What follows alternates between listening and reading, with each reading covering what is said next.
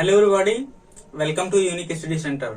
आज हम अपनी मैथ की 11th की मैथ का एक्सरसाइज फर्स्ट चैप्टर की फर्स्ट एक्सरसाइज करने वाले हैं सेट का। तो यहाँ पे हम अपने क्वेश्चंस देखते हैं और उसके सॉल्यूशंस देखते हैं क्या क्या है। तो हमारा जो फर्स्ट क्वेश्चन है, फर्स्ट क्वेश्चन का फर्स्ट पार्ट वो है निम्नलिखित में से कौन से समुच्चय हैं, अपने उत्तर का औचित्य बताइए। ठीक है, जो क्वेश्चन आपको दिख रहा है, तो फर्स्ट जो क्वेश्चन है उसमें दिया गया है कि जे अक्षर से प्रारंभ होने वाले वर्ष के सभी महीनों का संग्रह। तो यहाँ पे एक चीज हमको समुच्चय की परिभाषा हमने पढ़ी है कि जो समुच्चय होता है वो होता है कि वो सुपरिभाषित संग्रह होता है। सुपरिभाषित होने का क्या मतलब है कि अगर उसको किसी एक पर्सन से पूछा जाए, अगर दूसरे से पूछा जा रहा है, अगर दोनों का आंसर सेम है तो वो सुपरिभाषित होगा, और अगर दोनों ने अलग अलग उत्तर दिया तो वो सुपरिभाषित नहीं है। तो यहां से हम अपना जो भी उस हिसाब से लॉजिक लगा के हम अपना आंसर देखेंगे। तो जो फर्स्ट लिखा है उसमें बताना है कौन सा समुच्चय और कौन सा नहीं है। तो फर्स्ट है जे अक्षर से प्रारंभ होने वाले वर्ष के महीनों का समुच्चय। तो अगर वर्ष में होते हैं 12 महीने, 12 में से जे से कौन कौन से प्रारंभ होंगे। तो फर्स्ट का जो सॉल्यूशन है हमारे पास वो फर्स्ट आएगा जनवरी, तो जनवरी होगा। चल नहीं, फर्स्ट उसमें कह रहा है कि जे से प्रारंभ होने वाले वर्षों का, जो जे से प्रारंभ होने वाले महीनों का समुच्चय। तो जे से प्रारंभ कौन कौन से होंगे, किसी से पूछेंगे तो वो जनवरी एक तो बताएगा, तो पहला जनवरी हो गया। और क्या आएगा, जून आएगा, जे से प्रारंभ होगा, और जुलाई आएगा। इसके अलावा और कोई भी महीना जे से प्रारंभ नहीं होगा। तो अब अगर जे से नहीं शुरू हो रहा है तो किसी से भी अगर हम अपना ये क्वेश्चन पूछ रहे हैं तो वो यही 3 महीने बताएगा। तो ये सुपरिभाषित है, इसलिए इसको हम क्या बोल देंगे कि ये वेल डिफाइंड है। इसका मतलब ये एक क्या है, एक समुच्चय है। फिर उसके बाद दूसरा वाला जो हमारा क्वेश्चन है, भारत के 10 सबसे अधिक प्रतिभाशाली लेखकों का संग्रह। भारत के सबसे प्रतिभाशाली 10 कोई ऐसे लेखक बताने हैं। तो एक पर्सन से हम पूछ रहे हैं, वो कुछ और बता रहा है, क्योंकि उसके लिए हो सकता है प्रतिभाशाली कोई दूसरे हो, और दूसरे से जब पूछ रहे हैं तो वो प्रतिभाशाली दूसरे किन्हीं और अलग से 10 लोगों को बता रहा है। तो उसको दोनों के लिए अलग अलग हो गए। तो इनको ये क्या है, सुपरिभाषित नहीं है। इसलिए ये जो दूसरा वाला हमारा क्वेश्चन है, ये क्या है, ये समुच्चय नहीं है। फिर उसके बाद तीसरा वाला जो है हमारा तीसरा क्वेश्चन, विश्व के सर्वश्रेष्ठ 11 बल्लेबाजों का संग्रह। किसी एक पर्सन के लिए 11 जो सबसे सर्वश्रेष्ठ हैं वो कोई और हो सकते हैं, और जो 11 किसी दूसरे पर्सन के लिए 11 जो है बेस्ट, क्योंकि अगर आपसे बेस्ट पूछा जा रहा है तो आप जिनका नाम ले रहे हैं किसी और से पूछा जा, हो सकता है वो किन्हीं और 11 लोगों का नाम ले ले। तो दोनों यहाँ पे ये सुपरिभाषित नहीं है, इसलिए ये एक समुच्चय नहीं है। फिर उसके बाद नेक्स्ट क्वेश्चन है, आपकी कक्षा के सभी बालकों का समुच्चय। तो आपकी कक्षा के मतलब जो क्लास 11th में होंगे उन सभी, और आपके ही कक्षा के कहा जा रहा है, इसका मतलब वो वेल डिफाइंड है ना, क्योंकि बच्चे तो निश्चित होंगे और जो बच्चा आपकी क्लास का है वो कहीं और के 11 का नहीं हो सकता है। तो ये सुपरिभाषित है और इसलिए क्या होगा, ये एक समुच्चय होगा। तो फोर्थ वाला था हमारा आपकी कक्षा के सभी बालकों का समुच्चय। तो ये वेल डिफाइंड है ना, क्योंकि आपकी क्लास के जो सारे बालक होंगे वो निश्चित होंगे। तो ये एक सुपरिभाषित है और इसलिए क्या है, ये एक समुच्चय है। तो दूसरा हमारा जो होगा, दूसरा था भारत के 10 सबसे अधिक प्रतिभाशाली लेखकों का समुच्चय। तो ये क्या है, ये समुच्चय नहीं है, क्योंकि हम कन्फर्म नहीं बता सकते। तो ये समुच्चय नहीं है और ये समुच्चय है ना, ये तो है। फिर तीसरा जो था, विश्व के सर्वश्रेष्ठ 11 बल्लेबाजों का समुच्चय। तो ये भी क्या है, समुच्चय नहीं है,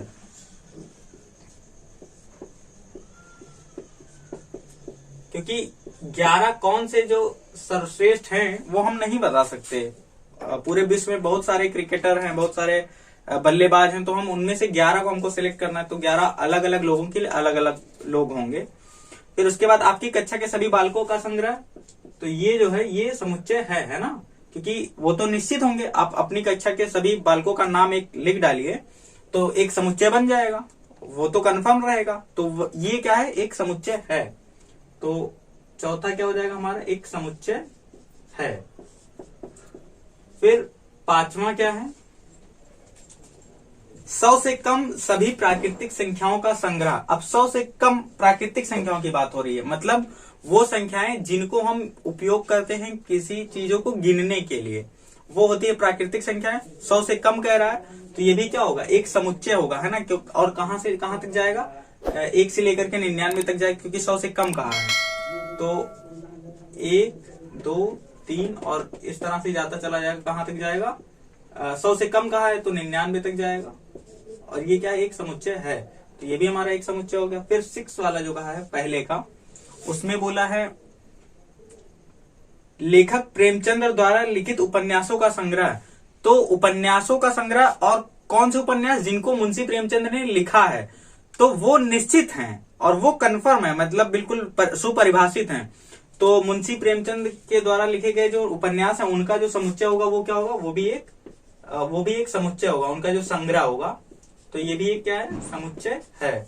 फिर 7वां वाला इसमें बोला है सभी समपूर्णांकों का संग्रह। तो सभी समपूर्णांकों का कह रहा है, कंफर्म कर दिया। तो सभी समपूर्णांक क्या आएंगे, 2, 4, 6, 8 और इस तरह आते चले जाएंगे। तो ये भी क्या, एक समुच्चय है।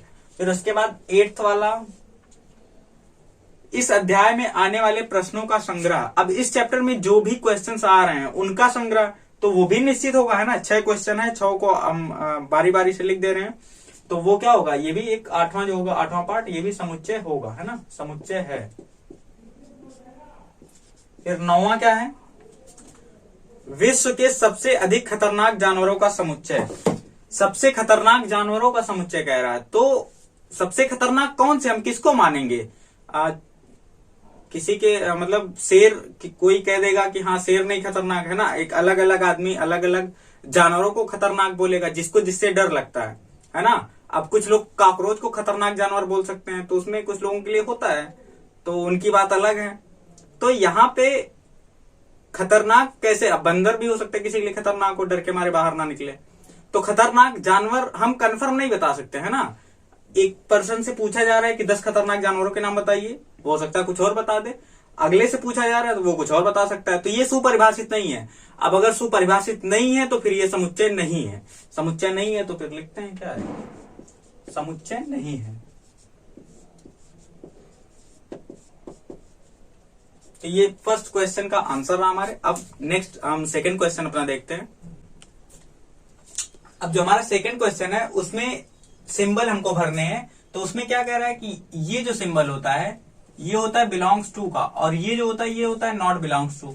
अब ये सिंबल कहां पे लगाया जाता है, तो जो भी अवयव, इसको क्या बोलते हैं, ये 1, 2, 3, 4, 5, 6, ये क्या है, ये सभी इस समुच्चय ए के अवयव हैं। तो जब अवयव होता है तो हम ये सिंबल लगाते हैं, ये साइन, और जब अवयव नहीं होता है तो ये नॉट बिलोंग्स टू का लगाते हैं। तो यहाँ पे इसी में से देख के बताना है कि कौन सा ए का, इस समुच्चय ए का अवयव है कि नहीं है। तो जो 5 है क्या वो ए में आया है, ए में आया है, इसलिए हम कौन सा सिंबल लगाएंगे, ये वाला।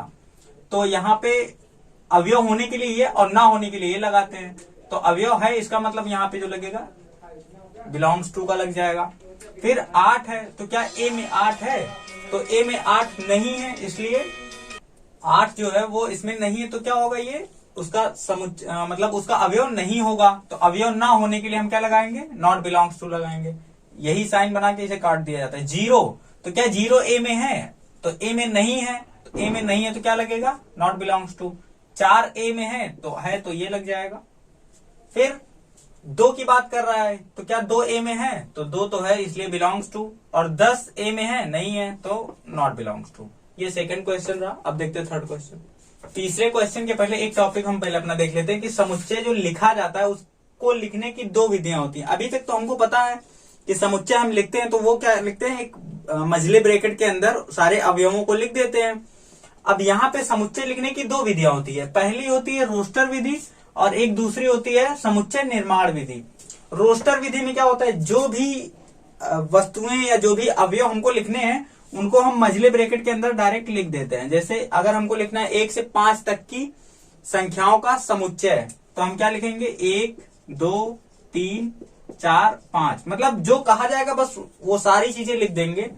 ये होता है रोस्टर विधि। लेकिन समुच्चय निर्माण विधि में क्या होता है कि हम कुछ ऐसा लिख दें कि वो जब हम अवयव आगे रखते चले जा रहे हैं और वो हमको मिलता चला जा रहा है, मतलब एक तरह से ये जो होता है ये इशारे जैसा होता है। समुच्चय निर्माण विधि जो होता है इसमें सारे अवयव दिखते नहीं है हमको, और रोस्टर विधि में सारे अवयव दिखते हैं, और यहाँ पे एक स्टेप हम आगे बढ़ के तब हमको दिखाई पड़ता है कि हाँ अब ये जो समुच्चय लिखा गया है। एग्जाम्पल के लिए अगर हम देख ले तो अगर हमको लिखना है सम संख्याओं का समुच्चय, ठीक है, हमको समुच्चय निर्माण विधि से लिखना है सम संख्याओं का समुच्चय, तो हम कैसे लिखेंगे, वो सेट मान लेते हैं ए है, और ए में इस तरह दिखाएंगे कि ए में जो अवयव सारे आ रहे हैं वो कैसे आ रहे हैं, एक्स के जैसे आ रहे हैं। एक तरह से तो इतना लिखने पे ही पूरा हो जाता है, लेकिन अब एक्स के बारे में हमको बताना पड़ेगा कि एक्स है क्या। तो एक्स और उसके बाद एक साइन इस तरह का लगाते हैं, इसे 2 डॉट लगाते हैं, इसको बोलते हैं सच दैट, है ना। सच दैट का मतलब एक्स हमने लिखा, अब हम बता रहे हैं कि इस दोनों ये जो दोनों डॉट है इसका मतलब कि ये जो एक्स लिखा गया इसका मतलब क्या है। तो इसको क्या पढ़ते हैं, X such that X equal to 2m या फिर 2n, जो भी हम लिखना चाहें, ठीक है। एक्स ए में जो अवयव आ रहे हैं वो कैसे आ रहे हैं, एक्स के जैसे आ रहे हैं, ठीक है। फिर उसके बाद 2 डॉट लगाने का मतलब सच दैट उसको बोलते हैं। अब उसके बाद इस एक्स के बारे में हम बता रहे हैं कि एक्स लिखा क्या है हमने, तो X such that X equal to 2n, X कैसा है, 2n के जैसा है। अब अगर 2n के जैसा है तो फिर n क्या है, n के बारे में बताना पड़ेगा, तो कॉमा लगाएंगे, n belongs to natural number, ठीक है। अब ये कैपिटल N क्या है, ये प्राकृतिक संख्याओं का समुच्चय है ना। मतलब इस n का मतलब होता है ये n बराबर होता है 1 2 3 और डॉट डॉट डॉट जाता चला जाएगा कहां तक, जहां तक हम गिन सकते हैं। अब ये जो स्मॉल n आया है, ये स्मॉल n वो इन्हीं में, ये कहां तक है, 1 2 3 4 5 6 7 और गिनते चले जाएंगे, है ना, वीडियो खत्म होने के बाद तक, और तब भी ये चलता रहेगा, खत्म नहीं होगा। तो ये n जो है वो इसी में से कोई एक है ना। तो एक बार हम रखेंगे, पहला अवयव उठा के यहां पे रखेंगे, अब यहां तक हो चुका। अब ये जो समुच्चय लिखा गया है ये सम संख्याओं का समुच्चय लिखा गया ए, है ना। समुच्चय निर्माण विधि इस तरह से लिखी जाती है। तो यहां पे दिख तो नहीं रहा, सारे अवयव नहीं दिख रहे हैं, लेकिन अब हम क्या करेंगे, ये जो बातें कही गई इसको हम यहाँ पे अप्लाई करेंगे, तो जो समुच्चय मिलेगा हमको वो दिखेगा किस तरह से। तो यहाँ पे n जो आ रहा है, n को जिसको बोला है, ये n आ रहा है इसमें से, इस समुच्चय में से, तो इसमें से आ रहा है, इसका मतलब n जो है एक बार 1 होगा, एक बार 2 होगा, एक बार 3 होगा, और जितने सारे अवयव हर बार मतलब एक एक उसमें से ले लिया जाएगा। तो जब हम 1 ले लेंगे तो ये x बराबर कितना है, 2n है, 2n है। जब हमने 1 लिया तो ये 2n का मतलब 2 गुणे n, तो 2 गुणे n का मतलब 2, और 1 लेंगे तो 2, ये 2 हो जाएगा, तो 2 आ गया। फिर उसके बाद हम n कितना लेंगे, एक बार फिर ये n लेंगे 2, तो 2 गुणे 2 हो जाएगा, तो कितना आ जाएगा, 4 आ जाएगा। तो पहला आया हमारा 2 आया, फिर उसके बाद 4 आया। अब n बराबर हम 3 लेंगे, तो 3 लेंगे तो ये कितना हो जाएगा, 2 और 2n है, मतलब 2 गुणे n है, और n हमने कितना लिया, 3 लिया, तो ये कितना हो जाएगा, 6 हो जाएगा। तो 2 6 हो गया। फिर उसके बाद n 4 लेंगे तो फिर 8 हो जाएगा, 5 लेंगे तो 10 हो जाएगा, 6 लेंगे तो 12 हो जाएगा। इस तरह से आता चला जाएगा, मतलब हम 1 2 3 4 लेते चले जा रहे हैं और हमको इस तरह से मिलता चला जा रहा है। अब ये क्या मिल रहा है, ये सारी सम संख्याएं ही मिल रही हैं। तो ये क्या है, सम संख्याओं को समुच्चय निर्माण विधि से लिखा गया है, और ये ए बराबर है ना। तो ये रोस्टर फॉर्म है, और इसी का ये सेट बिल्डर मतलब समुच्चय निर्माण विधि है इसी की। तो यही इतना डिफरेंस होता है। ये जो आ रहा है ये तो रोस्टर विधि कहलाएगी इसको, है ना। तो ये होता है रोस्टर विधि, और ऊपर वाली जो लिखी है समुच्चय, दोनों समुच्चय एक ही हैं।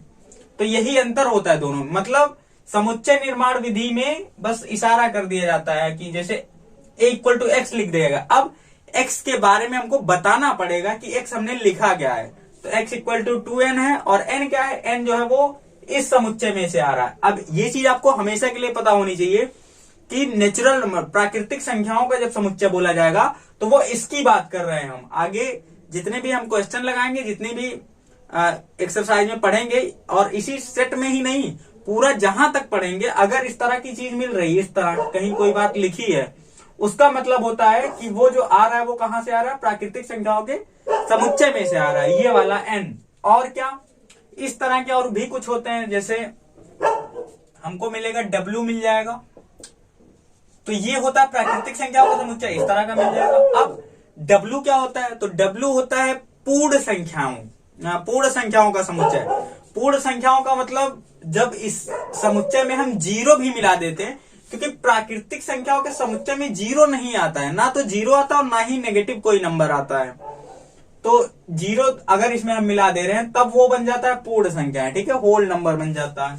तो ये क्या हो जाएगा, 0 1 2 3 और इस तरह से आगे बढ़ता जाएगा। अब इसको W बोलेंगे, W का मतलब पूर्ण संख्याओं का समुच्चय। तो ये हो गया प्राकृतिक संख्याओं का समुच्चय n, हमेशा याद रखेंगे। और जब भी इस तरह का सिंबल मिलेगा, इसका मतलब ये जो n आ रहा है वो जीरो नहीं है और ना ही कोई नेगेटिव नंबर है, वो एक से शुरू होकर के और जाता चला जा रहा है।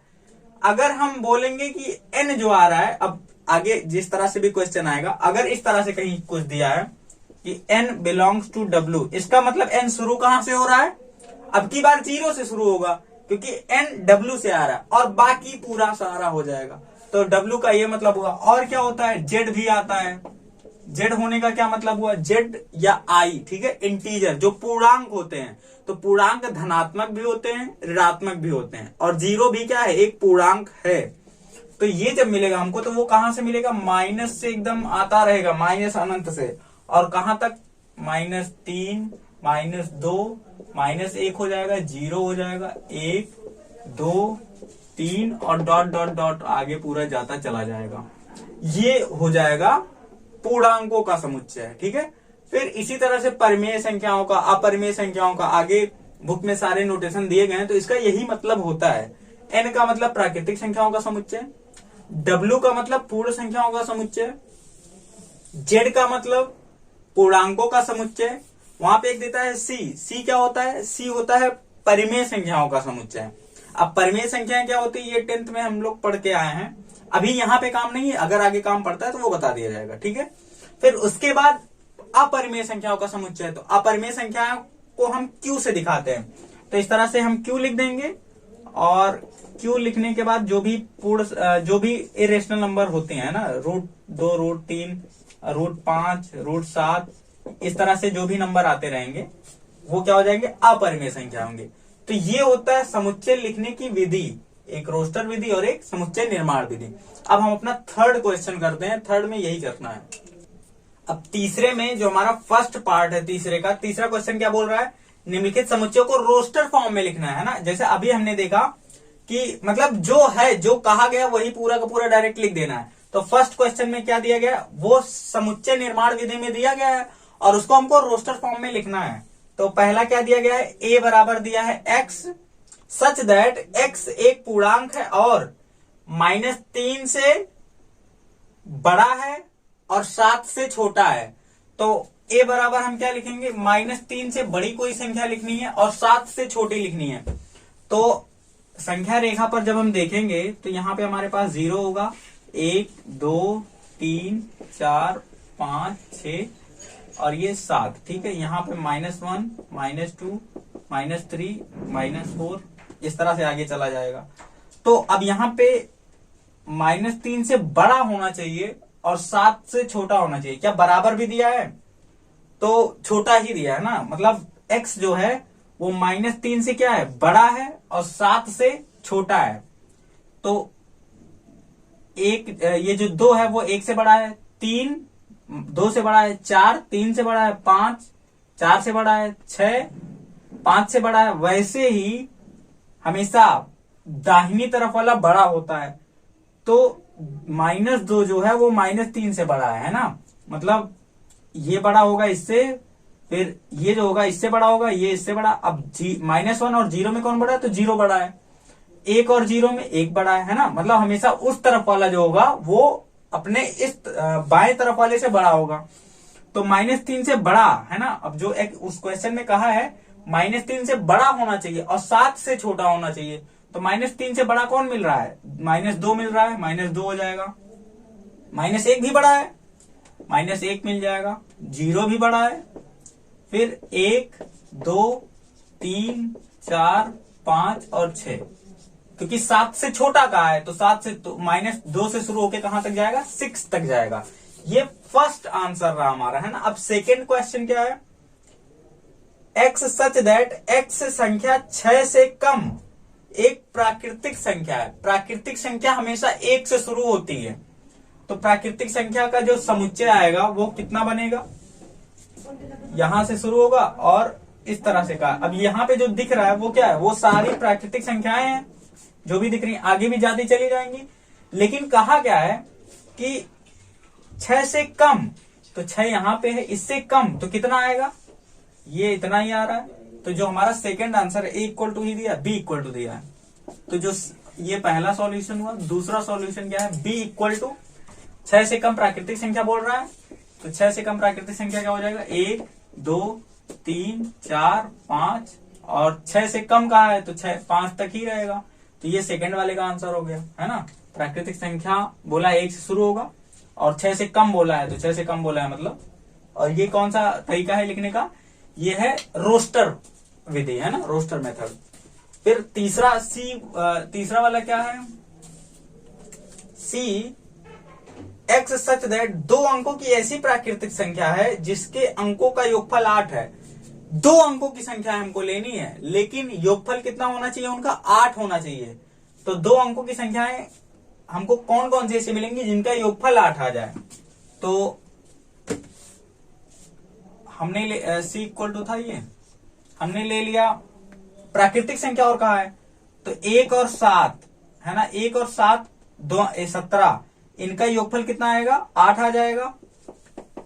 तो ये हमारा एक आंसर हो गया, कितना? 17।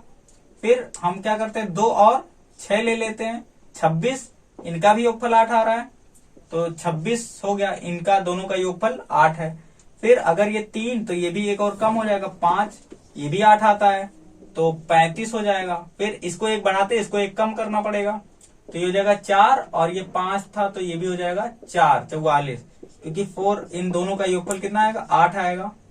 फिर उसके बाद इसको 1 बढ़ाते हैं तो 5 और ये 1 कम करना पड़ेगा, 3, तो 53 जो होगा वो भी उसका योग 8 आएगा। 53 के बाद फिर 8 ही आना चाहिए, 62 आ जाएगा, 8 आएगा योग। और फिर उसके बाद 7 + 1 ये भी 8 आएगा और 8 + 0 ये भी 8 आएगा।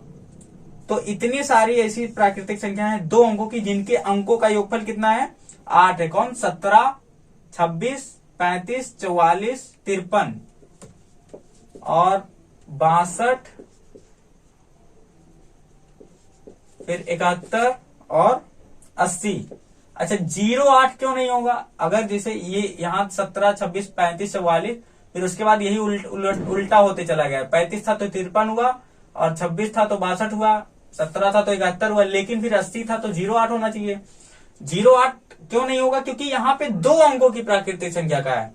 0, 8 1 अंक का हो जाएगा, इसलिए 0, 8 नहीं होगा, लेकिन 80 होगा, क्योंकि इनका ये तो 2 अंक की संख्या है 80। तो ये C वाले का हमारा सॉल्यूशन हो गया इस तरह से। अब इसके बाद फोर्थ वाला जो है D= क्या दिया गया है? x सच दैट x एक अभाज्य संख्या है। अच्छा x अभाज्य संख्या है, और क्या इसके बारे में कहा है?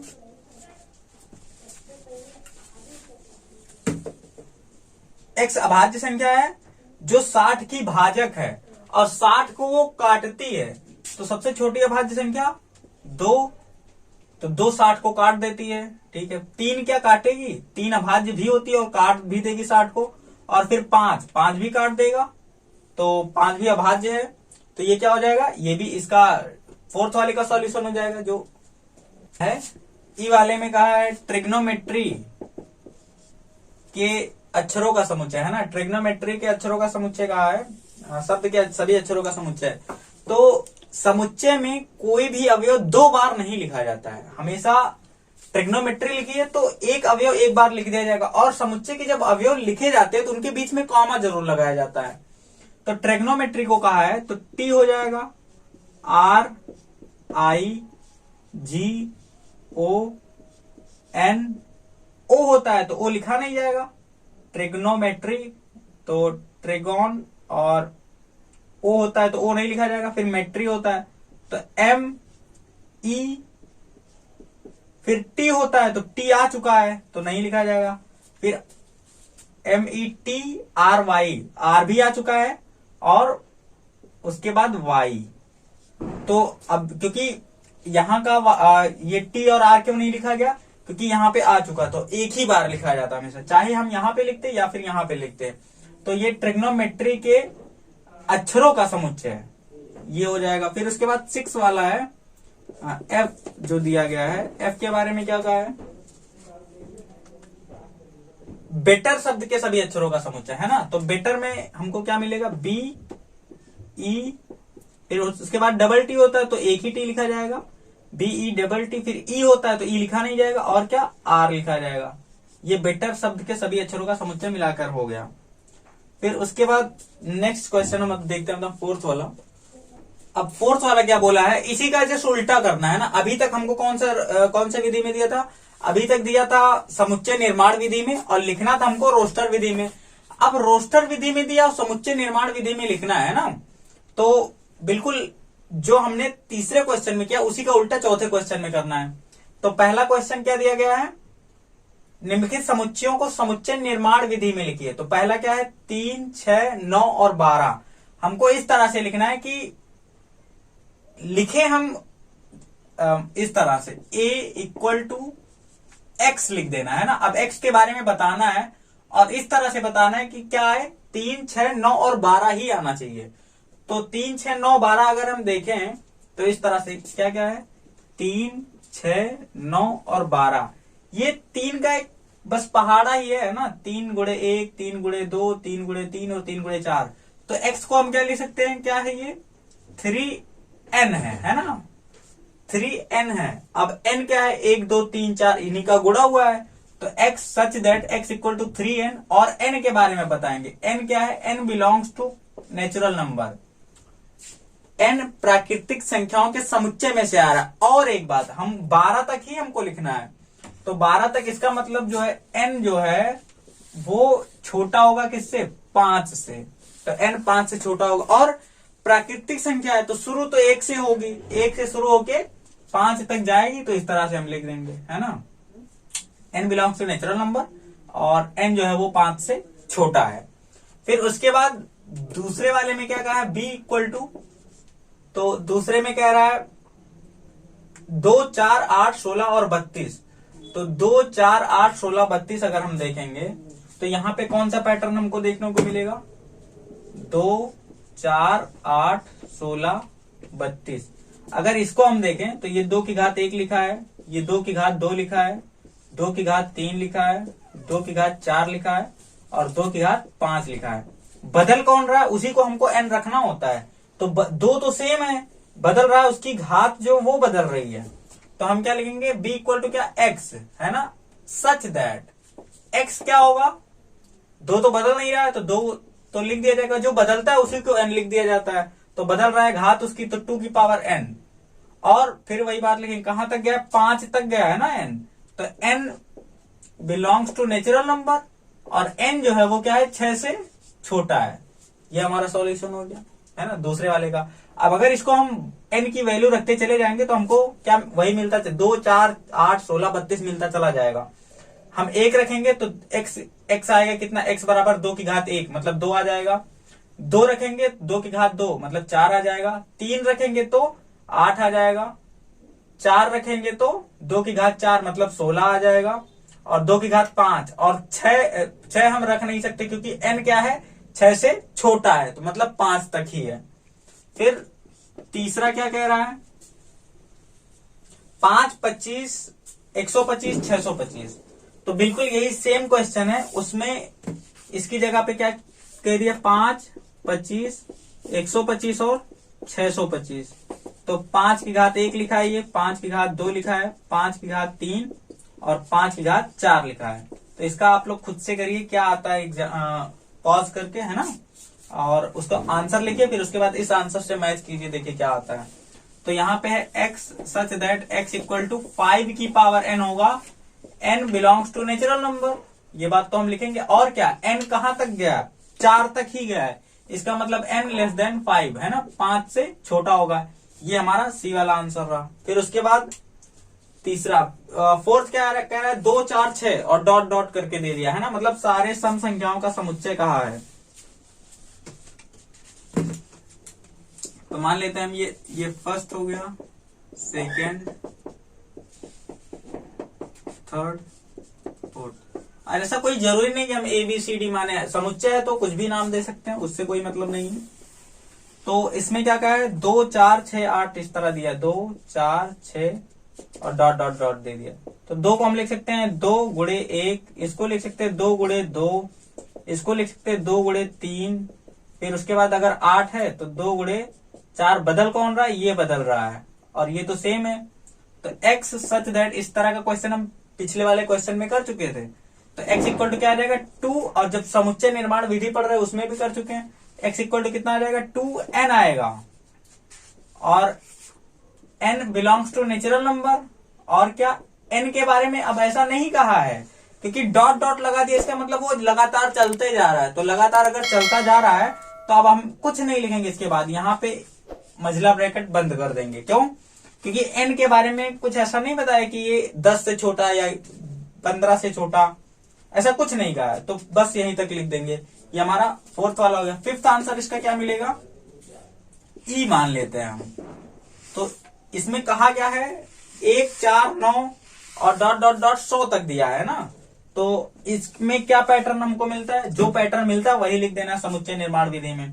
तो 1 है, 4 9 और डॉट डॉट डॉट 100 दिया है। तो ये अगर ध्यान से देखें तो 1 का स्क्वायर, ये है 2 का स्क्वायर, फिर 3 का स्क्वायर, और डॉट डॉट डॉट कहा, ये 10 का स्क्वायर। इतने में तो सिमट गया ये। अब बदल क्या रहा है, पावर तो सेम है, यही 1 2 3 डॉट ऐसे बदलता चला जा रहा है। तो ई में क्या आएगा, x आएगा, है ना।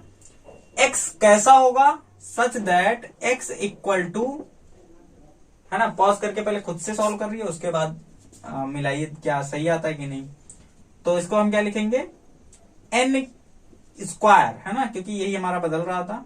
और क्या, n के बारे में बताएंगे, n belongs to natural number. फिर n जो है वो 11 से छोटा होना चाहिए, क्योंकि 10 तक ही गया है, तो 10 तक ही गया, इसका मतलब 11 से छोटा होना चाहिए। तो ये हमारा फोर्थ क्वेश्चन पूरा कंप्लीट होता है। ठीक है, नेक्स्ट हम फिफ्थ क्वेश्चन अपना देखते हैं। 5वें क्वेश्चन में कहा है निम्नलिखित समुच्चयों के अवयवों को सूचीबद्ध कीजिए, है ना। तो फर्स्ट क्वेश्चन उसमें क्या दिया है, a equal to x such that x एक विषम प्राकृतिक संख्या है। x के बारे में हम क्या बताया हमको कि x क्या है, एक विषम प्राकृतिक संख्या है ना। तो a बराबर क्या हो जाएगा, पूरा हमारा विषम प्राकृतिक संख्या है, तो एक फिर विषम ही होना चाहिए, तो एक विषम है। फिर उसके बाद 3 5 7 और इस तरह से डॉट डॉट डॉट आगे आता चला जाएगा, क्योंकि विषम ही कहा है, कहां तक जाएगा ऐसा कोई बाउंडेशन नहीं दिया है। तो फर्स्ट वाले का सॉल्यूशन ये हो गया। फिर उसके बाद सेकेंड क्या बोला है, b equal to x such that x एक पूर्णांक है और -1/2 से बड़ा है और 9/2 से छोटा है। तो -1/2 का मतलब कितना, 0.5। अच्छा, नंबर लाइन पे अगर हम इसको देखेंगे तो यहाँ पे 0 होगा हमारा, 1 2 3 4 5 6 7 8 और 9 10, और इधर 1 -2 -3 -4। क्या कहा है, 1/2 है ना, सब में 2 से डिवाइड कर देते हैं।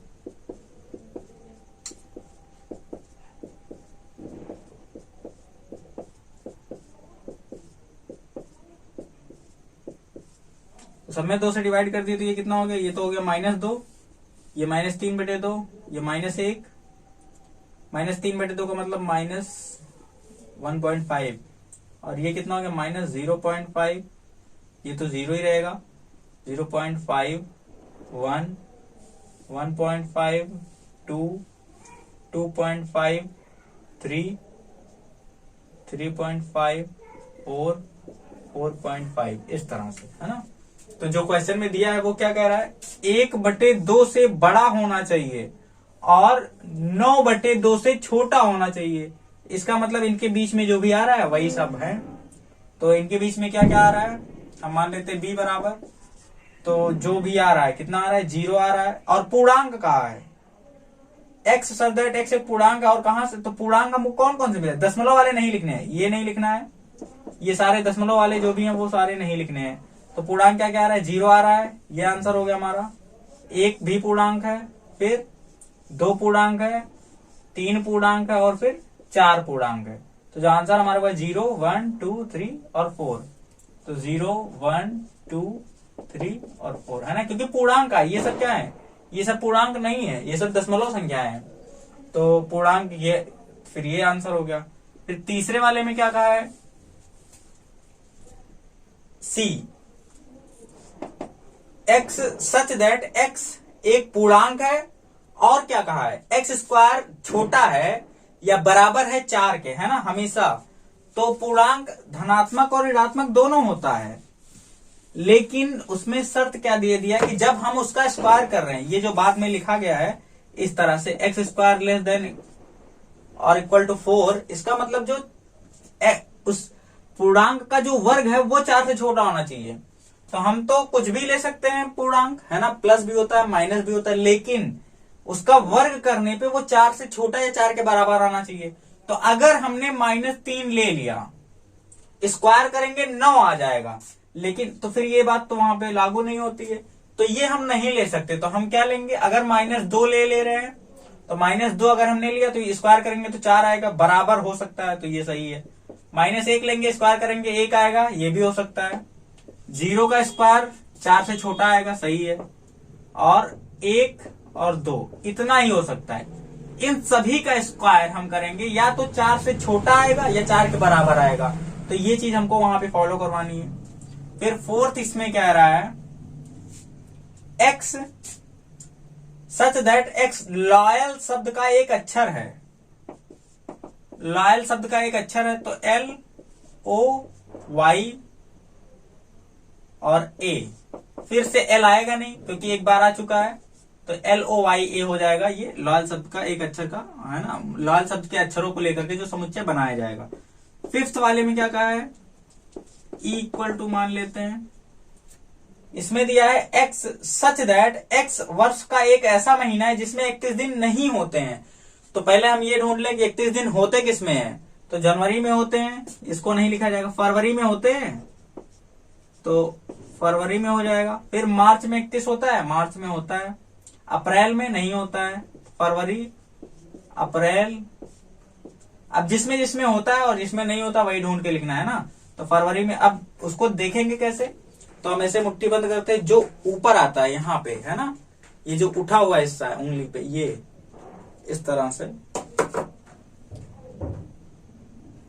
ये 31 का महीना होता है, और जो इधर नीचे जाता है ये 30 का होता है ना। तो फरवरी अगर आती है तो वो तो 28 या 29 की होगी, और बाकी जो ऊपर आएंगे वो 31 के, और जो नीचे जाएंगे वो 30 के।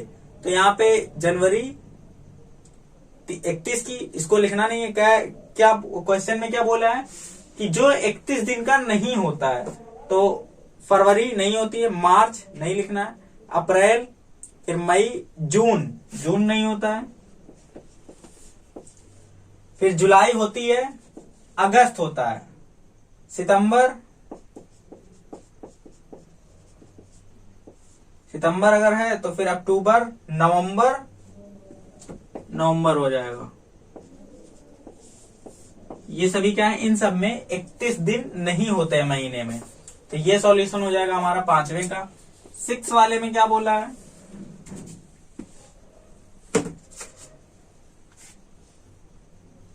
x सच दैट x अंग्रेजी वर्णमाला का एक व्यंजन है जो के से पहले आता है।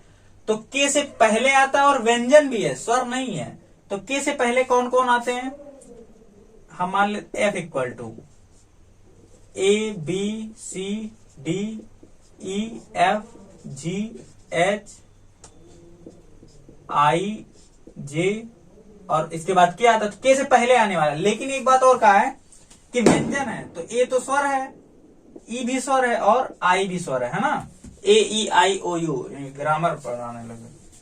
AEIOU ये क्या है, स्वर है, तो इसको नहीं लिखना है ना, व्यंजन ही लिखना है। तो व्यंजन क्या है, BCDFGHJ, BCDFGH और J, ये सभी क्या है, ये के से पहले आने वाले सभी व्यंजन हैं।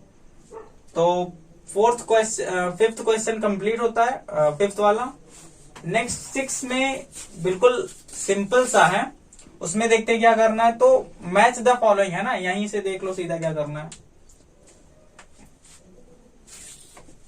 अब इधर इस तरफ रोस्टर फॉर्म में दिया गया, उस तरफ समुच्चय निर्माण रूप में दिया है, उन्हीं का मिलान करना है ना। तो पहला 1 2 3 6, अब इसमें से क्या दिख रहा है, x सच दैट x एक अभाज्य संख्या और 6 की भाजक है। तो अभाज्य संख्या और 6 की भाजक, और फिर उसके बाद 2 और 3 दे रहा है, तो 2 और 3, फिर उसके बाद पहले ये जो मैथमेटिक्स वाला ये तो क्लियर दिख रहा है, तो मैथमेटिक्स मतलब जो तीसरा है उसको हम मिला देंगे डी वाले से, है ना। तीसरा डी वाले से मिल जाएगा, मैथमेटिक्स का ही अक्षरों को लेकर के समुच्चय बनाएगा, ये तो क्लियर दिख रहा है, ठीक है। तो तीसरे का डी हो गया। उसके बाद 1 3 5 7 9, तो ये क्या दिख रहा है, संख्या 10 से कम एक विषम प्राकृतिक संख्या।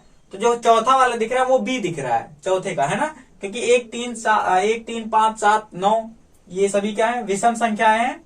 तो ये भी क्लियर दिख रहा है कि हाँ ये हो गया। अब ढूंढना हमको किसमें, 1 2 3 6 में, और 3 और 2 और 3 में। तो पहले वाले का क्या हो जाएगा, 1 2 3 6, ये क्या है, हम ए और सी वाला देख लेते हैं। ए में क्या दिया है, x एक अभाज्य संख्या है और 6 की भाजक है, और तो ये कौन सा हो जाएगा, 2 और 3 क्या है, अभाज्य संख्या है और 6 की भाजक भी है। तो दूसरे का ए हो जाएगा, क्योंकि अभाज्य भी है और भाजक भी है। अब बच कौन रहा, पहला वाला बच रहा है, पहला वाला, और इधर सी बच रहा है, तो पहले वाले का सी हो जाएगा, है ना, फर्स्ट का सी वाला। तो वहां से हम डायरेक्ट मिला लेंगे। ये आपकी एक्सरसाइज 1.1 कंप्लीट होती है, ठीक है। नहीं समझ में आता है कमेंट कीजिए, ठीक है। एग्जाम्पल अगर नहीं समझ में आते तो उसको भी आप पूछ सकते हैं। एक्सरसाइज के पहले इंट्रोडक्शन है ना, फर्स्ट चैप्टर का इंट्रोडक्शन वो जरूर देखिए, तो वहां पे आपके कॉन्सेप्ट क्लियर होंगे और यहाँ पे तब क्वेश्चन समझ में आएंगे। और आगे के एक्सरसाइजेस हम देखते हैं अगले वीडियो में। यहाँ तक जुड़े रहने के लिए बहुत बहुत धन्यवाद। वीडियो को शेयर कीजिए अपने फ्रेंड्स के साथ, है ना, और भी जो भी बच्चे आपसे जुड़े हुए हैं जितना आप शेयर कर सकते हैं।